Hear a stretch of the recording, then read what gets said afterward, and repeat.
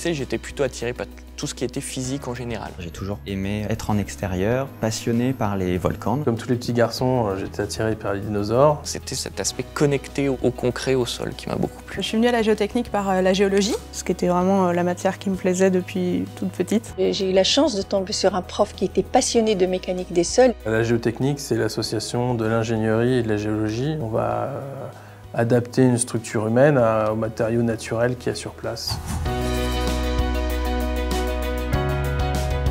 Je m'occupe en fait des ouvrages anciens ferroviaires, à SNCF Réseau. J'essaye de trouver les causes pourquoi subitement ils ont des problèmes. Et je suis en assistance des régions pour faire des expertises sur le terrain, sur les ouvrages pathologiques ou lors de sinistres. Je peux être amené à travailler à Lille ou à Marseille où c'est des terrains géologiques très différents.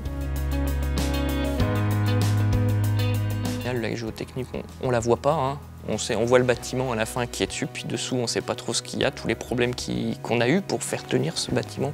Il faut rester humble parce qu'on ne voit pas ce qu'on fait. Tout ce qu'on fait reste enfoui dans la terre, donc personne ne le voit. On peut se dire que malgré tout, tant que l'ouvrage tient, c'est qu'on a bien bossé.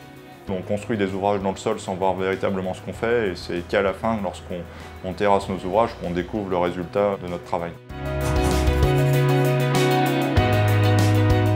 Sur nos chantiers, dans les travaux spéciaux, ce qui est particulièrement impressionnant, c'est les machines. On travaille souvent avec des foreuses, des grues qui font plusieurs dizaines, voire centaines de tonnes. La présence de ces gros engins, ça ramène sans doute un petit peu à l'enfance, mais c'est la sensation de construire des choses concrètes avec des machines hors normes.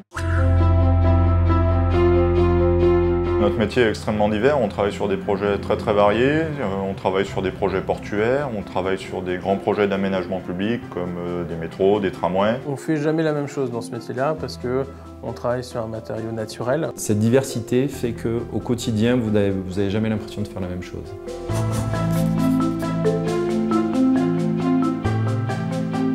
Ce qui me plaît donc, dans la géotechnique, c'est la diversité des métiers, c'est-à-dire à la fois des métiers de terrain, avec la partie sondage, toute l'acquisition des données se fait sur le terrain, donc des métiers techniques, des métiers d'ingénierie. Un ingénieur géotechnicien doit être à la fois sur le terrain et à la fois au bureau. Via les chantiers, on se déplace un petit peu partout en France ou dans le monde et l'aspect mobilité et découverte de nouveaux territoires est assez intéressant. Ça a beau être la même chose, la géotechnique, et pourtant c'est différent à chaque fois.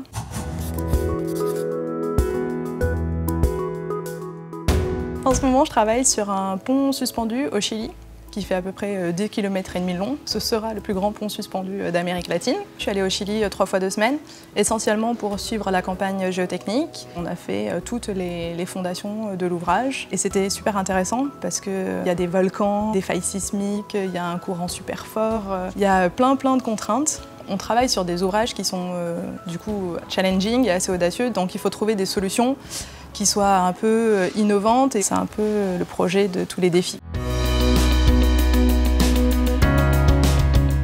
Pas de routine qui s'installe justement au quotidien. Chaque projet que l'on va étudier est unique.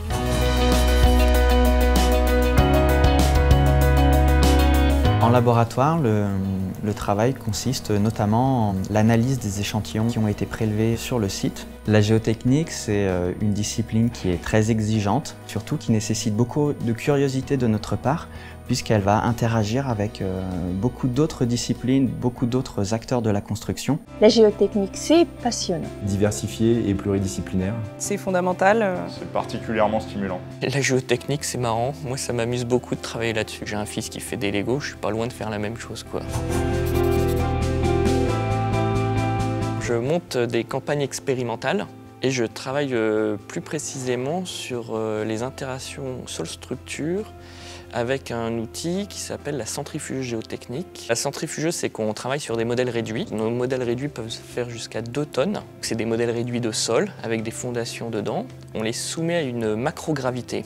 Et donc un modèle qui va être réduit au centième, si je le soumets à un champ de macrogravité 100 fois supérieur à celui de la Terre, eh ben, il va se comporter comme sur la Terre.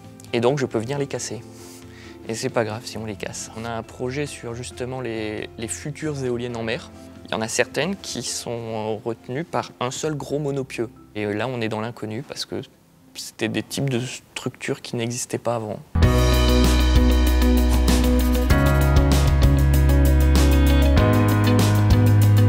Je pense qu'il faut aimer travailler avec les gens. On ne peut pas faire ce travail tout seul.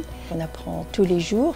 C'est un métier d'expérience. Pour aimer la géotechnique, il faut être curieux. Il faut avoir, je pense, une bonne vision dans l'espace, parce que c'est quelque chose de très appliqué, très concret. Je pense que pour s'épanouir en géotechnique, il faut avoir le goût du risque et de l'innovation.